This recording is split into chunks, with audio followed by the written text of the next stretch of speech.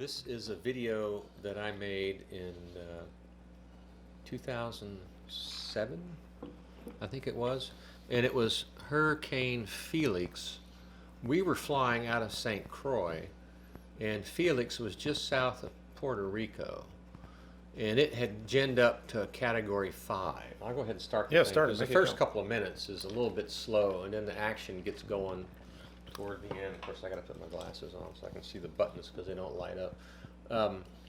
And what happened was we had the night flight because we fly them 24 hours around the clock. Mm-hmm. NOAA had their P3 were in the storm, and they had so much turbulence that they turned around and left. They said it's too dangerous. We're not going to fly. Is that when you calf rope? Is turbulence the cutoff? I mean, is that? It's pretty much turbulence. What's the limiter? Just turbulence? Turbulence, yeah, turbulence and lightning stuff. But they just said we're not going to do it. It's not worth it.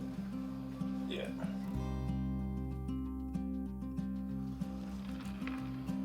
Or just hit the volume button. Yeah. Well, anyway, they turned around and left, and so we were the next crew out of the chute. Mm-hmm. Now, NOAA normally they fly research missions, but they can on occasions. They'll go in and get the data and send it to the national. Because your mission's pretty much just that. You're just cheddar cheese. Our job is to get the data and send it to the National Hurricane Center. You're just data logging. They do that on occasion, but normally they're researching new radars, new theories about storm development, that kind of stuff. So everybody in the squadron was worried that night. Oh, y'all be careful! It's a bad storm. It's a Cat 5. You know, it's massive and all this kind of On a stuff. scale of 1 to 5, okay, Cat 5. What's Cat 5 mean to the layperson? What is it? A 1 Close to 200-mile-an-hour winds. Is 5 it? Is 5 the top? That's 5's top. Oh, so that's that's bad. That's the big one. They don't happen that often. There's not a 5 plus. That's No. Everybody likes to go out and get a Cat 5 storm because that's like, bagging the leopard on the safari. Yeah, the 14-point buck. So I was in the right seat for this one because I was the aircraft commander, but since the other guy was a lieutenant colonel also, and he was an aircraft commander, we take turns flying. How, is it just pilot flying or commander? In the Air Force, it's the aircraft commander who's responsible for the whole gig. Mm-hmm. But we let the other guys take turns flying in the left seat because no one likes to get stuck in the right seat for the whole trip. Okay, so we take turns flying back and forth. Whoever's turn to fly, pilot flying, gets to sit in the left seat. Gotcha. So you're right seat. So I'm in the right seat, and he's in the left. And then we had the other pilot, who was a lieutenant colonel, also a good friend of mine, on the bunk. And so as we were cruising in, I threw him my camera and said, we probably should video this because I think it's going to be good. And it was. There's no doubt about it. And so the next morning or the next afternoon after my nap, when I woke up and I was at the bar in St. Croix on my laptop and looking at the raw video, I got little goosebumps. Like, this is a really good video. So I had to upload it at the time to Airshow Buzz. Mm-hmm. And you can see the red lights on. Yeah. That means that the throttles are at idle. Because you're going up? We're going downhill. You're going downhill? We're going downhill because it's a low pressure system and we fly pressure. So when you start, you're at 10,000 above the sea, or MSL. Mm-hmm. But in the eye, you may be down at 7,000 AGL. So you're going downhill. And you're flying at 180 knots thunderstorm penetration airspeed. So you don't rip the wings off. Yeah. So we're going downhill, and you're in an increasing performance microdraft, and then you got the throttles back at idle, and the airplane's going up several thousand feet a minute. Dang. And the airspeed's jumping 250, and you're just trying to keep the wings from popping off. So you can see the red lights on. Yeah. And at this point, the autopilot kicked off because it just can't handle it. Because it's looking like a pinball So machine. we're hand flying, and you've got no choice. And then you'll see we pop out in the eye here a little bit. Mm-hmm. But the eye wall is usually 4 or 5 minutes of just turbulence where you're just kind of right side up. Oh, okay.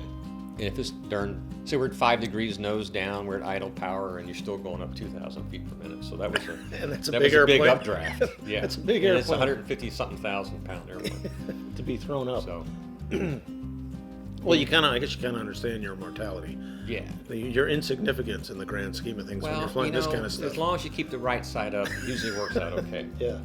And so there you can see you're in the eye now because you can see the clouds on the other side of the eye wall. If there's a full moon, it's absolutely gorgeous. Because it's shooting right down. And the video never really does justice to what you're seeing because you can see more of the eye wall at night than the videos will show.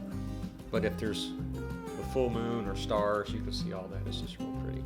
Yeah, so you're getting lightning, which lights the... Yeah, and the lightning, at the end of this video, there's a couple of still shots, and one of my weather loadmasters in the back was a pretty good photographer. And he came up on the flight deck, because I like to circle in the eye so everybody gets a chance to come up and take a look.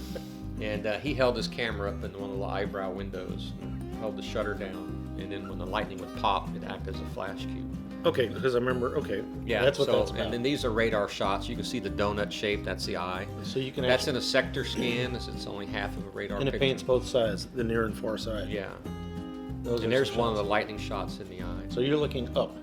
Yeah, and there's a nice flash of lightning. Jeez. Lit up the cockpit. Hands on the throttle. You're backing up the throttle. Well, yeah, what we do is we divide the duty. One guy is to make sure the airplane's right side up, and the other guy runs the throttles, because the throttles are constantly jockeying back and forth, because you're trying to maintain that 180 knots. Jeez, that's beautiful. So you might be idle, you might be full power, and then back to idle, and then back to full power. Wow. So it was a cool video. So getting back to the greatest story of the whole video, I got goosebumps. I said, ooh, it's too big to send to anybody. I have to upload it to the site called Airshow Buzz, which was pretty happening back then. Mm-hmm. And then I sent an email to about 15 people, close family friends who were flyers, some of the guys in the squadron, some retired hurricane hunters, and I typed, we were the first guys in the storm after Noah got scared and went home with their tails tucked between their legs, which I was like, to me, is an aviation expression, right? Yeah. And then I put that in there and I sent it out.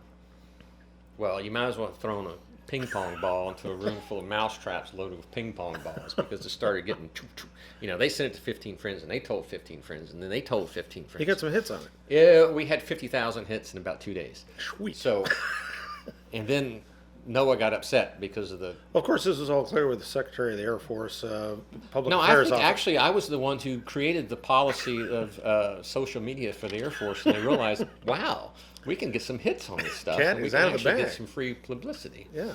But Noah was upset because I had the line in there about running home with their tails tucked between their legs. And so they called the Pentagon and complained to the Department of Commerce, which called over to the Pentagon, and then it rifled down. So they knew my name in the Pentagon. So. Not in a good way. Well, it wasn't that bad. So basically the general said, well, they shouldn't have stolen our name. It'll be okay, don't worry about it. So, but don't do it again, kind of thing. So, but I do think that's when the Air Force realized that, hey, there's something to this social media thing. And that was back when the interweb was kind of It was cranking new. up. It was 2007. Yeah, so I mean, there wasn't much to watch. No, because, and it still gets hits to this day, because every time there's a good hurricane, people go search Google hurricanes. I would assume And it's been and on it more than comes one up. television station. Or Oh, yeah. So that was a cool video. So- And then we started making videos in the squadrons. Okay.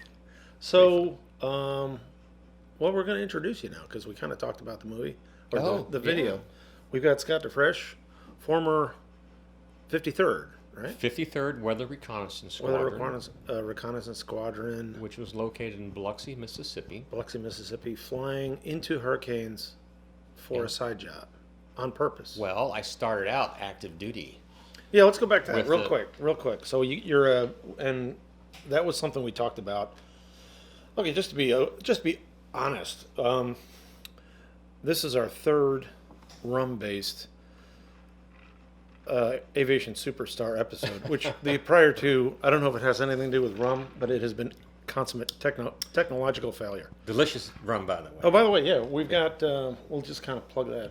Blue Chair Bay. Well, the rum goes very good with the hurricane mission. Have you had this? Because I've never had that Blue Chair Bay before. So it doesn't suck. No, it's good. Okay, it's very cool. good. So the hurricane mission, I spent a lot of time in the Caribbean and a lot of time in the Pacific.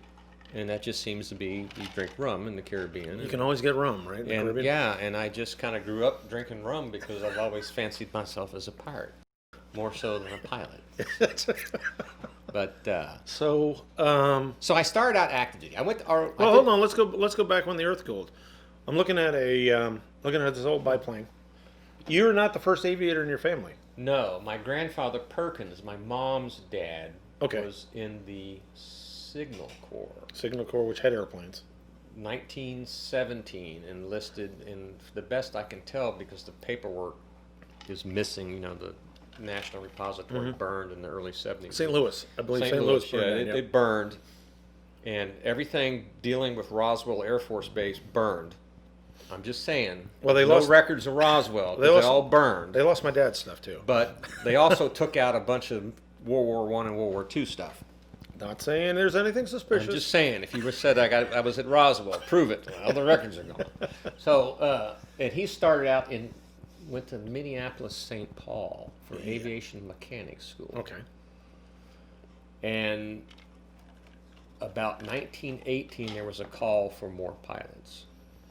And then he went to pilot school. So, I mean, it makes sense. All right, you need more pilots, you need them quick. Who are you going to get? Well, the guys are already in the mechanics school. Was he kind of a flying sergeant type? He was a flying sergeant. Okay, which was Yes. embryonic at that time, I guess. Well, that's, Yeah. that's what they did back Yeah, then. yeah. So, and he went to San Antonio and flew Jennies. Okay. And he stayed there. My grandmother told me he was an instructor in Jennies. So he was. So he's like the first FAPE. He was a stick, man. He was like a FAPE. Yeah. Which means first assignment instructor pilot in the Air Force. It was like the death, But, and then he went up to upstate New York and flew DH-4s, which you see the model here, Yeah. which is really cool because this is a huge airplane. And then I have a cool photo over here of him in some kind of PT uniform. It looks like a basketball, and it's his 3rd Aero Squadron. It's his 3rd Aero Squadron, 1919. Oh wow. So that's pretty cool. Totally cool. And then, so we had flying in the family, and his son, my Uncle Bill, was a radio operator on B-26s in North Africa. Okay. Okay. And my oldest brother, I was the last of 8 kids, so we had a couple of flyers in the family. My oldest brother, Ed, was a Navy pilot. Yeah. Okay. That was something that's kind of intriguing. So your oldest brother Ed, he was lost up at Pensacola, but he was Navy. He was Navy. Okay. Yeah. Then older brother John. Okay. Where was Ed? Number 1. Ed was number 1. Okay. Then John was what number in the? John was right ahead of me. We were about 3 years apart. Okay. And John went Navy he went also. To Navy. He started out in the Air Force, and there's a long story there, but he ended up in the Navy. Okay, so we've got all this Naviness, and Yes. then you come along. Well, the Navy was all about boats, and I wanted to fly airplanes, and so I grew up hearing all the stories, and to me, just the Air Force was the way to go. Because So you're in high school. well, I was in. Well, first off, let's go back. Your dad wasn't a flyer, No, my dad was not a flyer. but he was a ball player, He was a Right? big ball player. huge ball player, and Yeah. promoter. Wouldn't that be the right word? Because he ran the. Didn't he kind of run? They called it semi-pro. Yeah. And back in the 50s, he kind of ran the league in South Louisiana, and then he got the ballpark going in town. Okay. And they named the ball. So field after him. growing up, you're working out at the We were all ballpark? doing baseball, and unfortunately, I'm really right-handed. But my brothers thought it'd be funny to teach me how to bat left-handed, Switch up. and so I never really was very good at hitting. So baseball Brothers do that sometimes. didn't work out for me. Let's teach them to bat left-handed. It'd be fun. Yeah. But you're selling hot dogs out at the park, and I working was out there? selling lots of hot dogs when I was 15 years Okay, old. but so you're making some bucks. So you're a rich man because you had more than you had $5 in your pocket occasionally. Well, back then in '78, you could rent a Cessna 150 or a Tomahawk for $20 an hour. Booyah! I mean, Yeah, $20 an hour. That's We're not talking about you got to put gas in. It's like $20 an hour. yeah. You can sling some hot dogs quick enough to get Yeah, that. especially when you're cooking 500 at a time in a big, huge pot. So you're doing that, and so the airport wasn't too far away. You were able to get out to it. Yeah, and we had some family friends, Ed's friends, because Ed was Civil Air Patrol back in the 60s, early 60s, when it was really cool. Yeah, Right? I mean, everybody was in Civil Air Patrol Had in a the lot of 60s. surplus stuff. A lot of Yeah, a lot of surplus stuff. Airplanes were cool. They had a lot of military guys back from the war, and they all wanted to stay in the, it was cool. And then so I did Civil Air Patrol in the late 70s. And then went to college, did ROTC over in Lafayette, Louisiana. Got a pilot slot by luck, for the most part, because there was 5 of us, and there were only 4 slots, and one guy needed glasses. So, Booyah! it worked out. So, and then I got paid to go learn how to fly. I went to Laughlin in Del Rio, Texas. Del Rio. So that And was, and what were you flying there? I did the T-37s That's okay. T-37. We're kind of newish then. and T-38s. Just saying. They were newish. They were only about 20 years old. Yeah, exactly. So, and then my first assignment was the Hurricane Hunters at Keesler. Okay, so you did Pry Fly was T-37s, and then where'd you go for advance? You go Well, that was right there at Laughlin. So did you go T-38s? 37s and 38s at Laughlin. 38s, and then when you go into your type? I graduated in May of '86 from pilot training, and I went to Little Rock for about 6 weeks and got C-130 school. And then had to go to survival school and water survival and all that kind of stuff. So I got to the squadron, the Hurricane Hunters, in September of '86. September '86. All checked out as a co-pilot. Pretty cool. And then my wife was a nurse in the Air Force nurse, because we were in ROTC together. Oh, okay. So she was at Laughlin as a joint spouse assignment. And so about 6 months after I got to Keesler, because Keesler was such a regional medical center, second lieutenant nurses were a dime a dozen.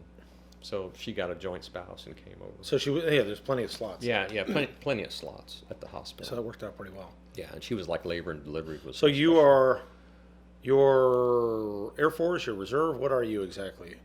I did about 5 years of active duty Air Force. Active duty Air Force at Keesler at the 53rd. At Keesler at the 53rd, and then peace was breaking out over in Europe. Yep. And I had a decision to make: do I stay on active duty and possibly get furloughed as a major with a couple of kids in college, Which would suck. and because I got a general studies degree, so Yeah. what am I going to do? Yeah. But Not everyone. but the airlines were hiring. Okay. So they were going to close the active duty squadron because they said satellites can do it all. And they closed the active duty, all the assets, all the airplanes went down to the reserve unit, because we had a sister squadron at Keesler that did the Hurricane mission. The active duty did some other sneaky stuff, spy stuff with Russians in the Pacific and radiation. Dropping their box lunches on trawlers and stuff. Yeah, and filming stuff as it re-enters the atmosphere and all that kind of stuff. Rumor. But anyway, so the reserves did just the hurricane job. Gotcha. So the active duty, the sneaky Pete stuff all kind of went away, and so the reserves needed people, and they took probably a half of the active duty squadron and just rolled right into the Now, were these reserve full-time it was a billets, mix. It or- was a mix of full-time and reservist. I was a traditional reservist, which was a part-time gig. Okay, so now you're looking for a job, right? I'm looking for a job, and airlines are hiring hot and heavy. And you've got 4-engine, multi-engine, I had fixed right- wing. I probably had right at 2,000 hours of C-130 turboprop time. Yeah. And so I went to Oshkosh in July of '90, met Judy Tarver at the little recruitment booth and got an application. I filled it out, sent it in, and I got hired. Wow.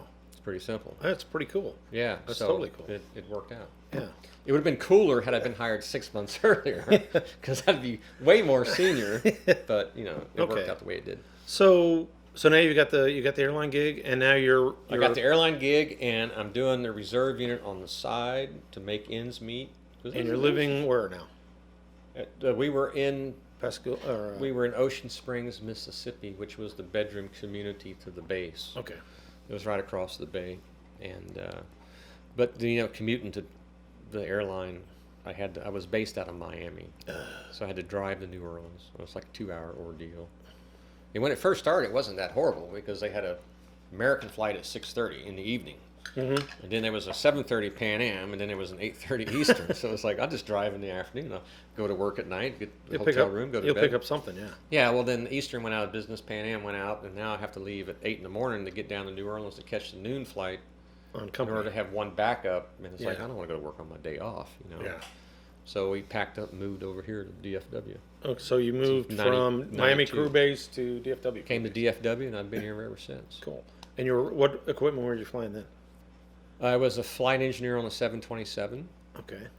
I did that for about a year and a half, and then I went to the FO seat, co-pilot on the 7.2. Did that for a year or so, and then they started talking about furloughing Yeah. in '93 time Right, frame. right, Yeah, right. so I went from there to the flight engineer on the DC-10 because it was the same pay scale. The Diesel 10, yeah. Yeah, and it was easy too because Okay. nice airplane. And I did that for about 6 months, and they still had 2 stripe engineers then, and they would never retire. And so I got displaced out of that, and I went and flew the Fokker 100, Okay. which was a real nice airplane. That was kind of a secret. That was the biggest, I think that was probably the best kept secret of American. Was the Fokker 100. Oh, it was a nice airplane. Yeah. Yeah, it was really. It flew very nicely. You could hardly make a bad landing. Yeah. It was just so nice. And then I did that for a year or two, and then I went back to the right seat of the 727, did that for 4 or 5 years. Then I jumped over to the MD-11, first time I'd been international, big airplane, basically a DC-10 Yep. with a electronic cockpit, FADEC engines, all no flight engineer, and but we pretty much flew everywhere. We went with 3 pilots because all international, anything over 8 hours, you got to have 3 pilots. So Sure. doing deep South America, doing Europe, doing Tokyo, and they were going to phase out the 727, so I put my captain's bid in for the 727. Oh. And I got that in April of 2001, and I was living large. So Flying the Jurassic jet. flying it was so fun though. Yeah. You know, the new hire engineers were all excited and happy, and the FOs were happy, and I was happy because I was making more money as a captain. And then the September 11th happened, and they bought TWA, and we all went backwards for 12 years. Yeah. Yeah. So, and then when I went backwards, I had to go to the 777 as my displacement, and then I did that for about a year and a half, and I got displaced from there, and I went back to the 76. Oh, really? 7576. So they weren't. Yeah. 75. Were they common? The 7576 was a common type rating. Was it a common line for the pilots, or did you Yes, say? yeah, everything was bid together on the bid sheet, and so you never really knew what. I mean, you show up at the gate and it's a 75. You show up at the gate it's a 76. Yeah, because it's common type. Yeah, common type. So the problem was I learned on the 777, which was fully automated. So I went to the 76. It's like, you got to be kidding me! I got to learn all that. Fred Flintstone. Yeah, it was like, okay, this is because you could see it, the lineage when you walked in the 777. It's like, oh, that's just like the 76, except that switch is smart and it does it. I don't need to know anything. You know, it's like the APU. Since it's a fire, it says, well, are the engines running? Well, the engines aren't running, so I'm just going to shut down, fire the bottle. If the engines are running, it's like, well, you might need it for something. I'm going to let you just tell you that it's on fire, and you can, you know, the Yeah. 76 was not that way. You had to know all the numbers. You had to make choices. Gouge and, yeah. Okay. So, and then I bounced back and forth between the 76 and 777 a couple times during that whole time frame. And you're on what now? I'm still on the right seat of the 777, 777. enjoying seniority for a change because I'm Okay. very senior as a co-pilot. Yeah. seat. Well, you're old. Well, No yeah, disrespect. I am actually, yeah. So I was thinking before all this Silliness. Chinese flu stuff started that in a year or two I'd be in the left seat of the 777. It'll happen. Now I don't know what's going to happen. So, but I'm Mongo, Yeah. just a pawn in the game of life. So as long as the checks. So don't let's go bounce. back. Let's go back to why the hell would you want to fly into a hurricane? Well, it was actually the closest thing to combat at the time, back in '86, because everybody was at So, peace. so when did you start wanting to fly in? When did you want to fly into hurricanes? Because that seems Well, I tell you, to the regular run of the mill folk. I mean, I enjoy VF. I love VFR flying. Yes. I understand IFR. I have no problem with IFR, but you know, VFR is the easy street, and then you have IFR, and then you have let's just fly into hurricanes, well, which is long story. which is insane. Okay, long story short here. I was married to my wife, who was an Air Force nurse. Right. And we already had a kid. Yep. Because the baby was born before we got the pilot training. Sure. Just to make it interesting, we threw a baby in the mix, right? Sure. So she's working 12-hour shifts at the hospital on base, and I'm doing 12, 13 hours a day on the flight line. Well, thank God there was a nanny on base who was the wife of one of the sergeants who had a little daycare Oh, totally cool. that she kept Yeah. at her little base housing, which is like, down the street. Just a drop off. Yeah, I felt horrible because the kids spent more time there than she did at our house, because we were all working shift work and stuff. And I think your kids will resent you being an So- officer too. yeah. So Keesler, being the regional medical center and close to home, because I'm from South Louisiana, we said, hey, that'd be a great place to go because our family is very close. So if we needed to drop the kid off, we could, because when there was a hurricane coming in toward Keesler, she had to go to the hospital. All the medical people had to report to the hospital. Right, because that's And then I would go get the airplanes and evacuate the base. yeah, you got to run away. We get out of town. So what are we going to do for childcare? Well, we just have the family member drive over and get the kid. Yeah. An hour and a half drive, and kids are taken care of. And so The kids had a great sense of extended family. Ice is in the freezer there. Keep talking. So the kids had a great sense of extended family, which worked out really great because normally in the military you don't get that, right? Because you're in Germany somewhere. And then I thought flying in hurricanes would be exciting, and everybody I'd talked to who'd flown 130s, they were like the coolest cats in there. We're like all in ROTC, and the guys would come over and they would talk about career day. There's like this A-10 guy, and then there's the F-15 guy, and without a doubt, the C-130 guys were the coolest. It was like, I just want to go play with those guys. Well, it's a family wagon, man. It's a family wagon. Everywhere you went, you had your crew with you. And you could bring all your stuff. We had ice chests full of booze in the back. We just took it with us, Yeah. You go to land in the Caribbean and you buy 50,000 pounds of JP4, they give you cases of rum. Yeah. It's like, here you go, fellas. It's like, You flying an F-16, you have your jock strap and a toothbrush. Pretty much, yeah. Yeah, What so- fits in the helmet bag goes. But, here, we used to load the squadron golf cart in the back. How awesome Take is it that? to air shows. Okay, so you're at Keesler. Let's see. So you're at Keesler. You're doing the full-time thing. You're transitioning, and then you go to the reserve, and you're so by this time you're kind of starting to punch some hurricanes. Yes. And okay, what's the mission? Let's get back to that. You're flying a C-130. Why are you flying a C-130? What is the mission of the 53rd?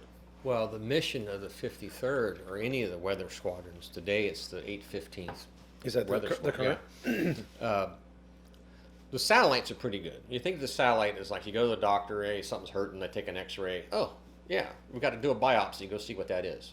Got to do a biopsy. That's what we do in the weather squadron. The satellites will say, hey, there's an area of depressed weather or some kind of circulation thing, and this is the coordinates. Go take a look at it. Because the satellite's really, it's an art to look at a satellite photo and the circulation and figure out where the little dot of circulation is. But you're the folks on the. So we go out there and we drop down when it's a tropical storm or so. We'll drop down to 1,500 feet above the water. Oh, really? And what that does, anywhere from 500 to about 1,500, that's the sweet spot. You don't want to get too low, but you don't want to get too high either. You want to be right in that little 500 to 1,500 foot. So normally I'd fly like 1,100 feet. And your track. What do you? Well, what we're doing when it's a storm, just a kind of like this Bad area stuff. of weather, we're looking to see if there's a closed circulation, counterclockwise circulation of wind.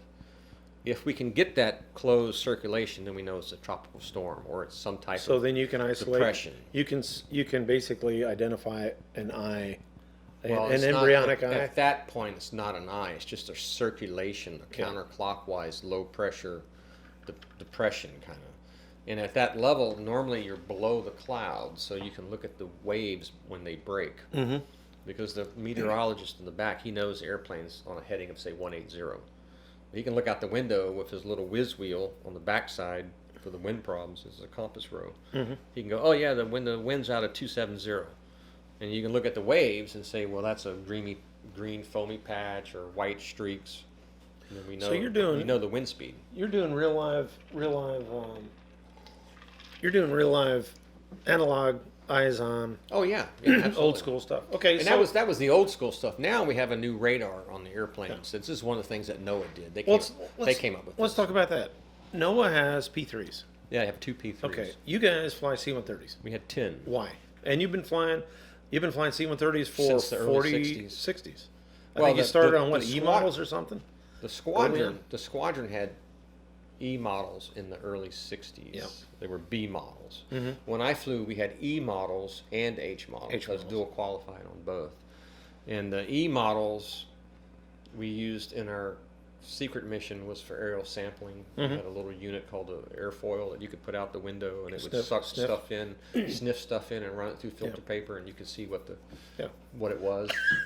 And then the H models we had were rescue birds. And they had a large rescue window up front of the engine so guys could look at the ocean. So Define- was it a regular fleet C-130H model, or was it tailored for you guys? The airplanes were pretty much stock. They had some weather gear modifications. It's not structural. Yeah. It was just sensors on the airplane, and we had a tube that we could launch. So there's really no other machine in the Air Force inventory other than C-130 was the best piece of gear. Well, the reason that we flew C-130s is because we had propellers, and the C-130 engine is always running at 100%. Okay. So all we're doing is changing blade angle. So there's no spool up time like you'd have with a classic jet engine. You might have 8-second spool up time. So you get in these thunderstorms and microburst, increase performing, decrease performing. You need power now. You don't have time for an 8-second spool up. And the old C-130s were the H and prior were all single spool engines. So Yeah, they were running at 100%. So you pump the gas in there, the blade angle changes, instantaneous power. yeah, but, Right there. Okay, so you had C-130s, and they evolved from. They had all sorts of airplanes: B-25s, B-29s, B-50s. They started out with Yeah. T6. Yeah, you mentioned T6. Colonel Joe Duckworth down there at in College Station at Bryan Field. Oh, really? It was a bet. They had some Canadians there who were talking bad about the T6. And they made a bet that, it was in the bar, of course, they made a bet that I can fly out in a hurricane in this thing. And there was one in the Gulf. And the Canadians said, okay, we'll bet on it. And he went out, flew in there, turned around and came back. And they were in the bar drinking, talking about it. And one of the base meteorologists heard it and said, well, I want to go. So the next day he flew the meteorologist out into the storm. And he took all the readings and stuff and the millibar pressures and came back. And that was the birth of... And the whole deal is knowing what you're flying into. It's not like you're juggling knives out there. You know exactly how to penetrate a storm. You know exactly. Well, we've done it for decades. Yeah, 80. Yeah. What would that be? 40. So it sounds 60 plus it 20 sounds rounds, kind of years, so it sounds 75 kind of years. cavalier, kind of insane, but it's, Well, we have procedures over Yeah. the years, you know, and you go in at 10,000 feet for hurricanes. It's below the freezing level. It's high enough to where you have altitude below you, because you can get uncontrollable in a storm. I mean, I popped out, you know, in a big bank. So what kind of winds are you're saying? You're saying a 5. Well, a cat 5 would be 180, 90, 200 mile an hour winds. That's There's a scale. Yeah. And so that's a beating, though. I mean, that's yeah, but if you think about it, you know, it's the turbulence. It's not the wind so much, because you can fly into jet stream. You can fly in a 200 mile an hour jet stream. You're just crabbing. So if we're at 180 knots in the Herc, 180 knot thunderstorm penetration airspeed, and we're flying so that the wind is always off your left wingtip, then that will take you to the eye. And we fly tracks. We're not like homing like you would in an VOR where you're going around in circles. So are you flying kind of a taking a straight cloverleaf line? Cloverleaf. Yeah, we're flying to make it like a apple pie slice. Okay. So 110 miles out, if you can see the storm on radar, and sometimes you can, you'll draw a course from where you are to the eye, and you fly that course.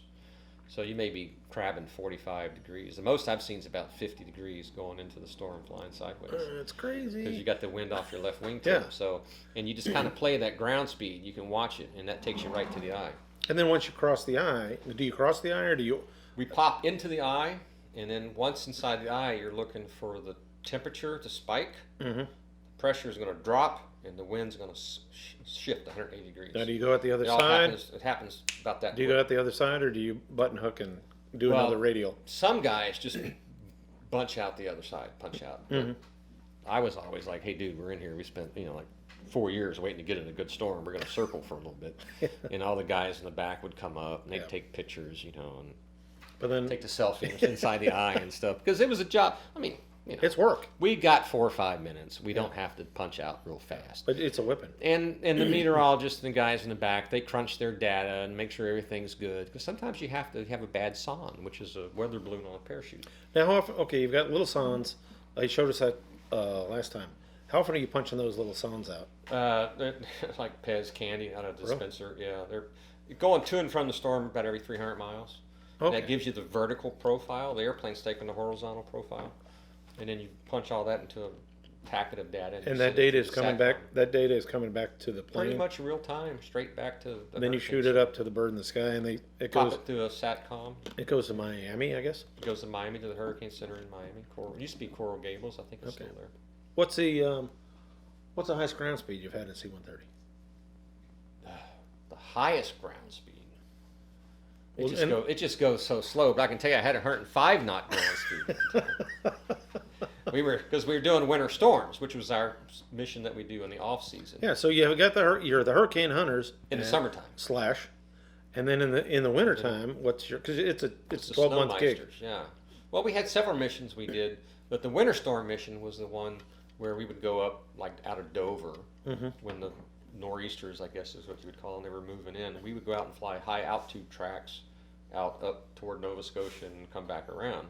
And they would use that data to forecast the snow dump. Buffalo and New York and Chicago and all that kind of stuff. So you were doing some overland stuff. Well, it's over the water. Over the water. Be out over the water. You're at 30,000 feet in the C-130 hanging on the props, and all the airliners are screaming because you're blocking airspace and stuff. And you get ice. I had so much ice one time, it's like just in a blink of an eye that we started losing altitude. Okay. Because, if you turned on all the anti-icing, because the anti-icing on the 130, on the E models and H models, was hot bleed air. Bleed air, leading edges. Bleed air taking off the engines. Yeah. You would basically lose an engine. It took that much power to de-ice the whole airplane. Yeah. You've got wing leading edges, vertical fin, horizontal. Yes. Propellers. And it just would start descending. It's like, well, call them, tell them we need lower, because that's where we're going. So have you ever seen any kind of St. Elmo's fire, any kind of cool stuff like that? There's a lot of St. Elmo's fire. I mean, is that that's what you're living in the whole time, I guess? Yeah, especially in the storm environment, because there's so much static electricity, and you can usually hear the radios start squealing real loud. Oh, you really? know you're going to get a hit or something's going to happen, some discharge. And sure enough, I keyed the mic one time and got hit right on the window, right in front of me. From keying the mic. Wow! And it was, that's when you can hear it inside, it's loud, right? Well, you talked about. Well, we had ball lightning one time. Yeah, what is that exactly? It's plasma. You had bottle lightning one time. What? Explain that. Ball lightning is a Ball phenomenon when you have just a hot ball of plasma that forms from the lightning strike, and it's magical. It just kind of floats, and that's Ghostbusters type stuff. Yeah, exactly. And we had a 2,000-gallon fuel tank in the airplane, and the loadmaster weather guy in the back, you could hear him keying the interphone, but he couldn't talk. It scared him so bad.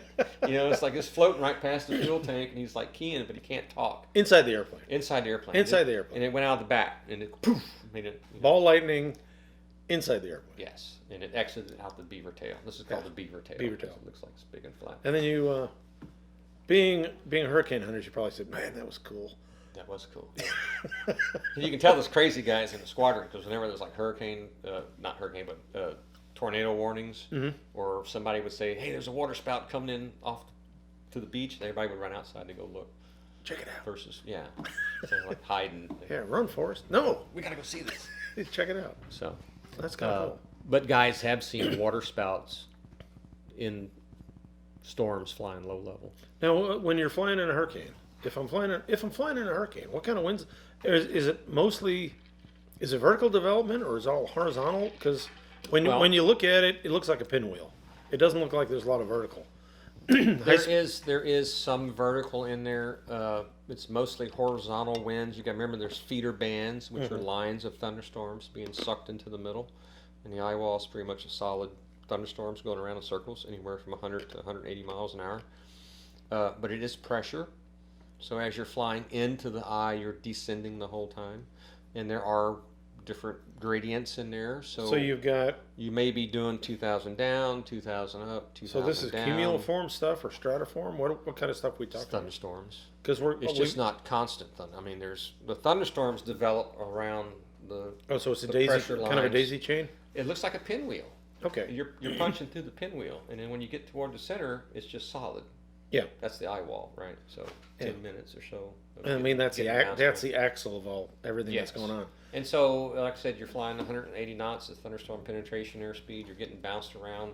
In the airline world, I'd say it's continuous moderate for 4 or 5 hours while you're in there. 4 or 5 hours. Occasionally severe, where stuff flies around. I've seen laptops float in the air. I've seen coffee come up out of the cup in a beautiful shape, and then it just kind of floats over and it goes right in the guy's lap.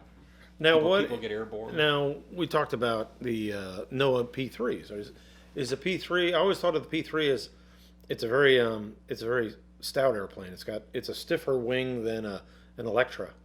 Is it a harder ride? Is it not as good a ride as? I can't tell you that because I don't know.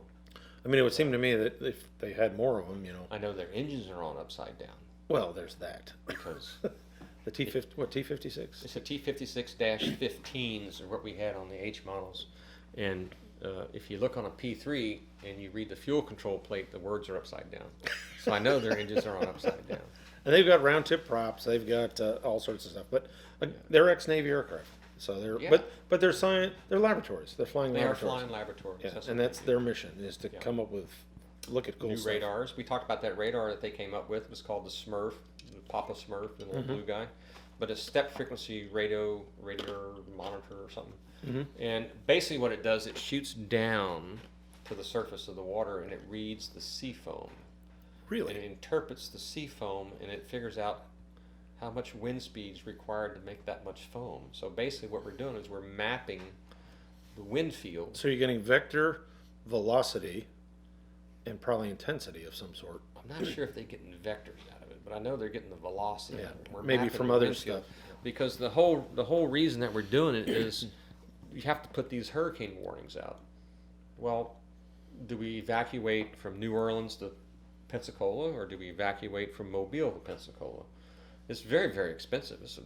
15 years ago, it was $1 million a mile. Wow. EMS, Yeah. jobs closing, lost Fire, revenue, police, tax, all that stuff. securing, It's blah, blah. very expensive to evacuate the coastline. So they don't want to do that unless they have to.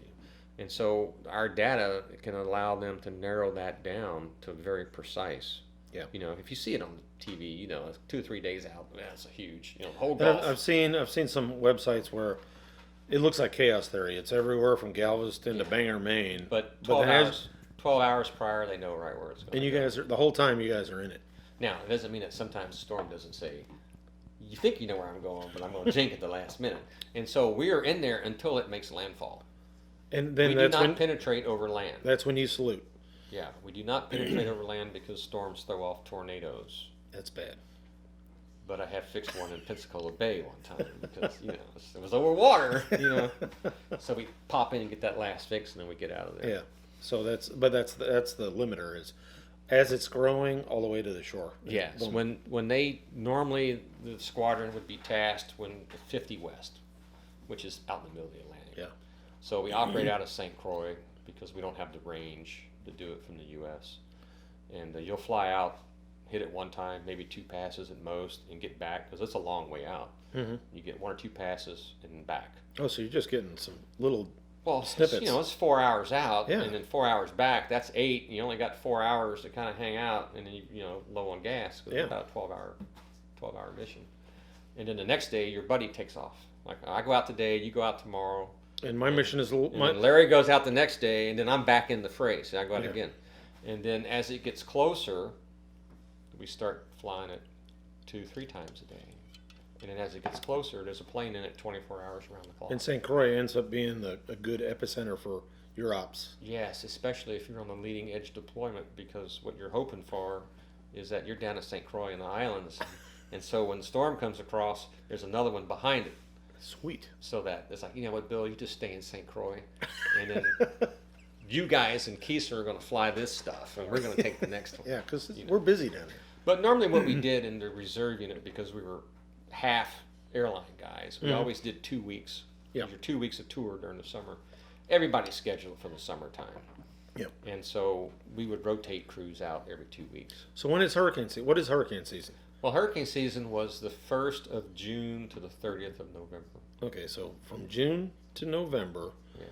we're doing hurricanes. Then November, are we doing a reset? Go back to Keesler? Well, we Or only, do we we'd head only up to go the north? We'd only go to St. Croix when there was actually something to be flown. Yep. Right, they do training missions down Sure. there. We go down there in the spring and we bring the vehicles down. And But the you walks got a bad one coming in. You're gonna go down there. Yes. Yeah. Yeah, because you're going to see it coming across. Mhm. So, and then in the wintertime, we do the winter storms up in the Northeast, research projects in the Pacific. So you've done some Pacific stuff too. Oh, yeah, we used to fly in typhoons. Now, what's the difference between a typhoon and a hurricane?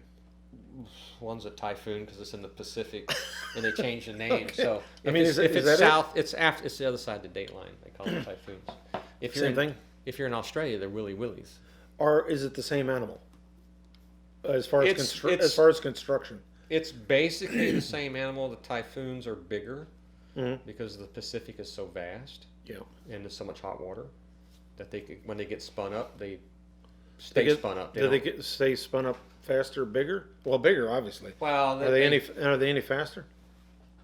Because the bigger you get, is it A more super- docile? a Is it super more docile? Typhoon, well, no, it could depends on the life cycle when it's going. Okay. I mean, I've seen them where they're smooth because it's like a child's toy. The top, Yeah. when you spin it, it's real Yeah. stable. But when they start breaking up, they get kind of wobbly, and they can get bumpy. But when they're growing fast, when they're at rapid intensification, they just all.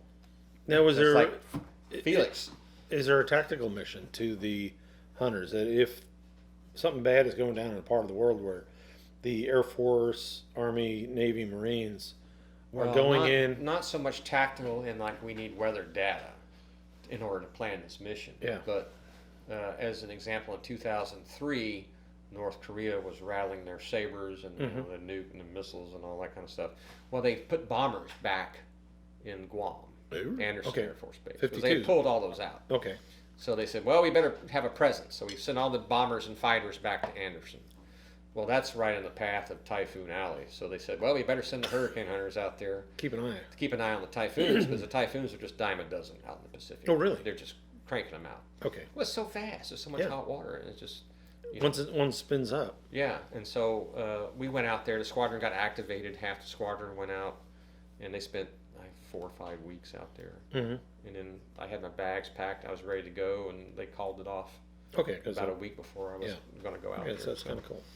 So if I'm a high school kid, and I think that flying in hurricanes are pretty cool in C-130s, is there an opportunity for me? Can I get there? Well, yeah, absolutely. How do I do that? How would I do that? Well, the reserves are the only unit that flies hurricanes. Okay. So, as typically what you would do as a young person, boy or girl, because we have lots of girls on the pilot, lots of pilots or It's girls. pretty much 50-50. We've got right? lots of female crew members, anywhere from navigators to meteorologists to load masters. We've got pilots. Maintainers, yeah. everything. It's in fact back in the 70s, because the weather squadron was not considered combat. We had female pilots back in the late 70s, which was cool. totally unheard of. Yeah, that was something you wouldn't hear of. Yeah, So it you're was, kind it was one of the places they could go that wasn't considered combat. of leading the way. Even though, we lost several in the storms because Yeah, it came apart. Had some issues. So, you would have to have a college degree if you want to be a pilot or a navigator. We still keep navigators in the J model 130. Most J models don't have navigators. They don't have a station. Well, we have a station, but they call it an augmented crew member station. Okay. Now, the weather 130s have some other stuff there, Okay. but So I go to you got to go to college. Got to go to college, and you just told me you don't have to be an aeronautical engineer. No. You don't have to go to the academy. You can. You have to graduate from college. You have to take the Air Force Officers Qualifying Test. You have to have decent scores. You have to be competitive. Yep. Because we're not, the reserve unit's not going to put somebody up who's not competitive. Sure. Right? Because what you'd normally do is you would either know somebody in the squadron. If you're a local person, that helps. Like, where do you want to live? I want to live in Biloxi, Mississippi. That's a good. That's a good place. point, right? Because they want local people. You may say that, oh, my uncle was a hurricane hunter back in the 80s. Okay, well, it's kind of like a legacy. It's a legacy. Yeah. It's flounder. So, but you have to have quality scores. I mean, because Bottom line is you've got to pass. You've got to go into the. You've got to check the boxes. you got got to finish high school, and you got to be qualified. We're not going to send somebody who's not qualified, but the squadron will determine who they're going to put together a packet, and they're going to submit that to the Air Force Reserves, and then the Air Force Reserves are going to say, okay, we need 500 pilots, Air Force Reserve wide, and they're going to be in the squadron that sponsors them. Sure. It's not like active duty where you go to pilot training. it seems to me more of a entrepreneurial type where. You have to be responsible for your own career. Yeah. If you want to go fly that airplane, you have to make it happen. Yeah. And Now, you can make it happen. you can make it happen Yeah. very easily, especially in today's world. Because If I'm a kid, I just graduated high school or I'm getting ready to graduate high school, I want to kind of I got to look at college if I want to fly. I can be a maintainer. I can be some of the other support staff if I want to be. And that's Keesler. That's Biloxi. Yeah. That's great, but if I want to fly, then I need to go look at a college. Doesn't have to be the Air Force Academy. It's got to be a good college, and then maybe hang out at the airport work on flying a little bit? Working on your flying would be important, especially at least have a private pilot's license. It's hard to do as a high school kid, but get out there. Yeah. Well, hang out at the you can airport. work Hang out at the airport. You can hang out at the airport, but if you have a private pilot's license and you come to interview in the squadron, and the pilots in the squadron are normally sit on the little board, so like when you come in, we sit down and meet with you and we talk to you and you hang out. And you go have lunch with us. Sure. We're checking to see if we like you. If it's a fit. Yeah, if because it's a fit. if we have to fly with you, if we don't like you, Yeah. But if you have a private pilot's license, that tells us you're not going to get airsick. Yeah. You put the effort in to get a private pilot license. This is not your daddy's idea. This is your idea. And we ask the kids that. Okay, whose idea is this? Is this your dad's idea that you go in the Air Force, or is this something that you want to do? You're like, oh man, I wanted to fly since I was 3 years old. You can tell. Yeah. It comes out right away. Sure. And then it's like, oh, I don't know what to do. And then my dad said, okay, well, that kid's probably not going to go. Yeah. Because we have so many kids who want to go and who are motivated. Oh, they're fired up. So biggest thing is and it doesn't matter if you're red, white, yellow, blue, male, female, is get out there. It's hard. I understand it's hard to get a college degree sometimes. Yeah. Anything you can do to do that, do it. Talk to the squadron. Absolutely. Figure out a way. Absolutely. Figure out a way to get your nose under the tent.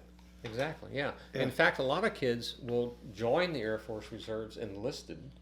You'll get benefits for college, and you'll get into a flying squadron. That's where you want to be. And that's right? that's where the best you want place to be. to be. You get into the flying squadron, and you work in the ops section, and you get to know the pilots and the squadron commander, and they know that you want to go to pilot training, and they watch you, and you work. And when you graduate, I can guarantee you that you're going to go to pilot training. Oh hell yeah! Yeah, that's freaking awesome. That's awesome. Because then you're one of us. Well, it's one already of our boys made good, or one of our girls made good. Yeah, it's they already graduated fit. and boom, It's they're already done. fit. Yeah. Because you're working with a team and all. Well, that we've had several meteorologists who went to pilot training in the squadron. Oh, really? And we had some load masters who ended up. And that's the thing too, is it's not just if maybe flying isn't your thing, but you've got meteorologists, you've got crew chiefs, you've got load masters, you've got maintainers. You've got all sorts of stuff. One of my best friends, he's actually was it United pilot now? It was Continental, and they merged. He's down in Houston, but he was a navigator in active duty. He loved airplanes, and we flew the Aero Club airplane together and stuff. And I said, John, you need to go to pilot training. You should go down. We were active duty. This is before the squadron closed. I said, John, you should go down and see the reserve unit, because they'll send you the pilot training. He's like, really? They do that? I went, yes, they'll do that. Yeah. I said, go down to the reserve unit, be a navigator for a year, and then you're going to go to pilot training. It's more training, more knowledge. Yeah, and he sure did. Boom. Boom. So it's great stuff. he got the golden ticket. Oh yeah. Well, opened it up, and guess what that chocolate bar had in there? But I think ticket. you said that right. He got the golden ticket. Yeah. I mean, no one's going to hand it to you. No, you have to go find it. And it's open. It's there for anybody. Yes. It's there for anybody. And if you want to do active duty, that's great. You're not going to know what you're going to fly until you finish the program. Hence lies the problem. You may get the buff, or you may get the, I saw one kid got a drone, or what they call them, UAVs. UAVs. Yeah, whatever. They changed the name like 8 times. I had one friend who was, his son was looking at, did very well in training, and they said, we need, this back in the day in 15, they said, you need to be a F-16 captain, or F-16 pilot. Yeah. He said, I want to fly KC-135s. I said, no, you need to be an F-16 pilot. He said, I want KC-135s. It's not going to happen, pal. Well, he actually got it. He got it. He traded assignments with somebody because they'll let you do that. Yeah, this was regular Air Force. But the thing is, he was focused. What he wanted to do was fly for American Airlines. Right. He said, I can, this and age. there's a lot of kids in pilot training that's what they wanted to do. He said, I'm 21, 22 years old. I can stand on my head for 7 years. Yeah. He said, I'm going to come out of the Air Force with 7 years of heavy 4-engine Boeing. Well, I'll tell you what, I'm not going to knock active duty because I had the most fantastic time on active duty. I got to go places that you just can't go. Yeah. Midway, Kwajalein, Wake Island, I mean, it's just and diving for lobsters in Midway. And I think to that point finding is unexploded ordnance while you're diving for lobster. I mean, is be flexible cool for where you're going to go. Yeah. If you're from if you're from Dallas, Texas, and you want to stay in Dallas, Texas, that could be a problem. But you know what? You could see Germany. You could see Japan. You could see California, it's Alaska. only 4 or 5 years, and you'll make lifelong friends. You know, It is it's a fraternity, sorority, whatever you want to call it. yeah. So, our producer, that's our evil producer is. Pointing to his watch. Well, yeah, well, we could actually, talk for hours. my glasses. And actually, I had an idea for one of your next ones. Yes. We know several people who have no clue about aviation movies. Oh, I'm not going to throw any names out. Oh. However, I would not. These young kids today. I would not bring her name up personally. These kids today, they say they love flying, but they have no clue. Now you sound like a geezer, man. They have no clues about aviation movies. There's so many cool movies that they should watch Oh, exactly. to complete their journey. Yeah. Well, I think it's Example being The Flight of the Phoenix. Not that remake with that, what's his face? Now, but the original with Jimmy Stewart. You know. Frankly, Mr. Town, you act as if stupidity is a virtue. I've never seen that movie. What size airplanes? 6 meters. Was it 6 or 3 meters? I think it was 3 meters wingspan. Yeah, we got to do that. Okay, we'll do that. We'll do that next. I think cool. That'd be a cool. We all make a list of movies and stuff. You know? There's awesome classic movies. Okay, we're gonna cut this one off. We've got Scott Dufreche, retired Air Force. Yes, I did 28 years. 28 years. They made me leave, and I was not. You started as a second lieutenant and ended as a lieutenant colonel. That's correct. Yeah. Cool beans. And but I got to fly airplanes the whole time, so it was actually pretty good. Getting paid to fly airplanes on the weekends. You know, and I tell you, if you go to the pilot training in the Air Force, they'll pay you to learn how to fly. How cool is that? So you're not scrimping trying to get $50 to go fly. They pay you. They pay you to actually. And learn how to it's a totally cool job. Oh, it's totally very cool. job. Yeah, I mean, lifelong friends and stuff. Yeah. Okay, man. We're gonna sign this one off. Scott, thank you very much for it's my pleasure. taking the time. And we had some. Okay, this is my biggest gripe on here. We had some Blue Cherry Bay premium blend. I thought I'd be a nice guy and bring this spiced rum to Scott, and then I rolled the bottle over and it said Made in New York City, Rochester, New York. I mean, what do people in Rochester, New York know about spiced rum? That's crazy. I'm not too sure about that, but if you look, Larry, over there, there's a bottle that has that purple top to it. Uh-oh. Hand that to Bill. The purple top. The purple. Is this the Morgan? Yeah. Is this the Uber Morgan? Right here, yeah. I'll let you read that bottle. Is that the 100 Morgan? No. This is a special bottle right here. Holy crap. That Ooh.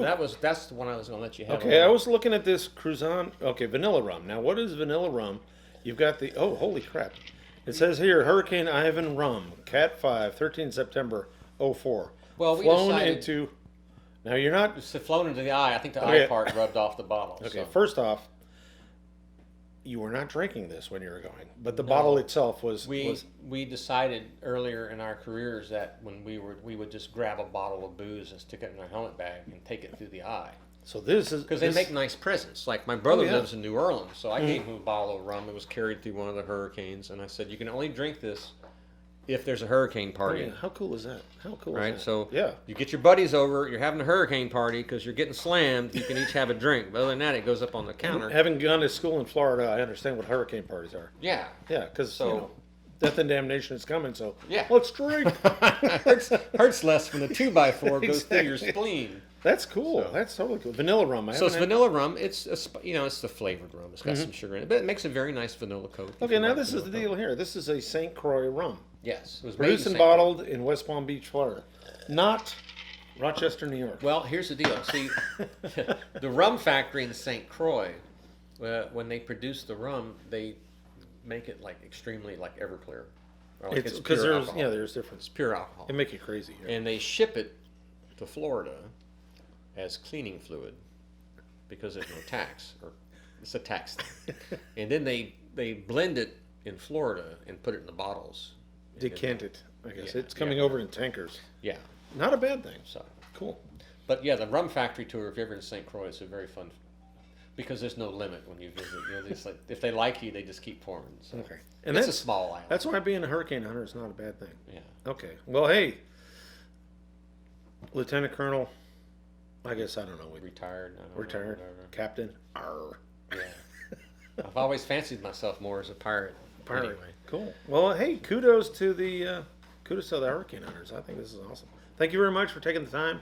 Oh, the boys loved it, and I loved doing it. It was a Yeah. great job. It was a great job, rewarding. and it's a great job for anybody. Someone's got to do it, Someone's got to do it. and they're out there doing it today. Yeah, somebody's Yeah. getting paid to fly. Yeah, here. because we see the stuff on FaceTube and all that stuff. They're out there doing their mission. So someone's got to do it. There's no reason why you can't do it. So Absolutely. yeah, get out there. I always told kids when they asked me how did I become a pilot in the Air Force, I said, first of all, you have to figure out what a roadblock is. Yeah. There's going to be roadblocks. My first roadblock was there's only 4 slots, and there's 5 of you guys. Luckily, one guy needed glasses, so we all 4 went around the roadblock that way. So it worked out great. So you said back up, regroup, figure out how to get around that. It's like they say, life isn't fair, but it's your job to make it unfair for the other person. You're just got to be smarter. Yeah, be smart and be smart. Just be smart. Yeah. And put the time in. So thank you very much. We're pleasure. gonna calf rope it here. We're gonna drink some rum, and hopefully all our technology worked. Our producer is Yeah, because I'm gonna start charging you if we have to do it 5 times. yeah, and I can't afford any more rum money. Okay, Stop talking, he says. out.